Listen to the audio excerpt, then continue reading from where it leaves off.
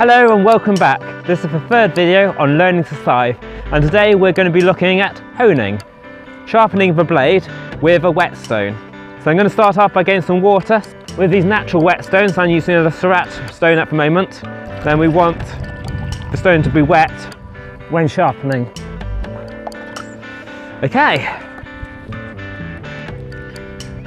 That just clips nicely on the belt. Oh, by the way, when you're wearing these, I suggest having them right at the back. If you put it on the side, then when you wiggle your hips, then the water tends to slosh out more. If you put it right at the back, then it tends to slosh out less. Also, don't fill it fully high, because if you do, then you'll just get it sloshed out on you. And being right at the back is really not where you want water. And be careful when you bend down as well. That's another way I get wet quite a lot, but you'll find that out and regret it to yourself. Okay, right, now just grab a glove. I don't want to be using someone else's stones. This is not actually my stone. This is just to show you what it looks like when I first got it. I'm going to be using my stone, which is this one. That is exactly the same style of stone. I've just used it a lot more. So I'm going to start by putting a glove on, just to make sure I don't cut myself. You may as well be more safe than sorry. Okay, so the easiest way of sharpening the blade, and this is how I would suggest you start off, is we'll go to the floor and we'll have a look at it.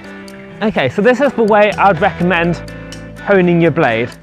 Start off, if your blade is dirty, wipe it down.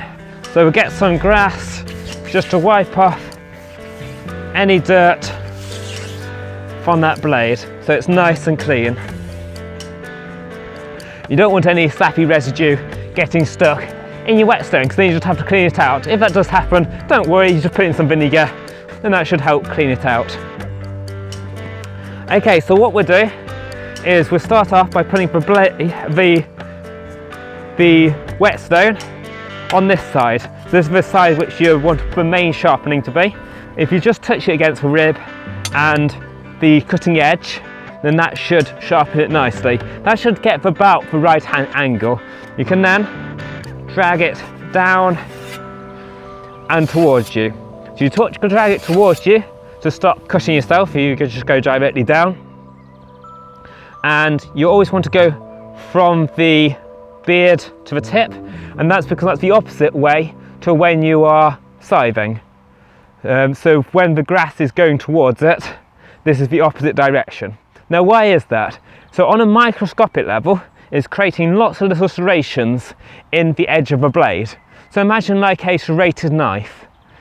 Now you want those serrations to be going in the opposite direction to where you're going to be slicing, because otherwise it's just going to slide over them and it's not going to cut. So you want it in that opposite direction going down.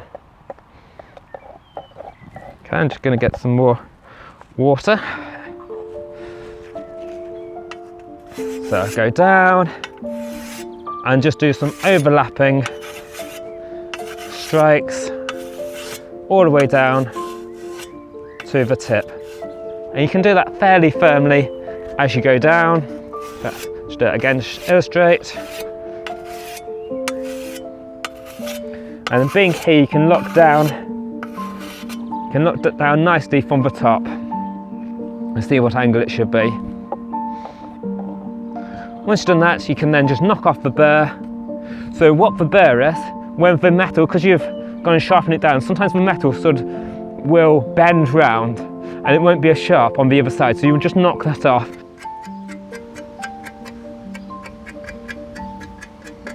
So just very lightly, just brush it down, and you just want to be touching the very edge as you go down, nothing more. That's just knocking it off.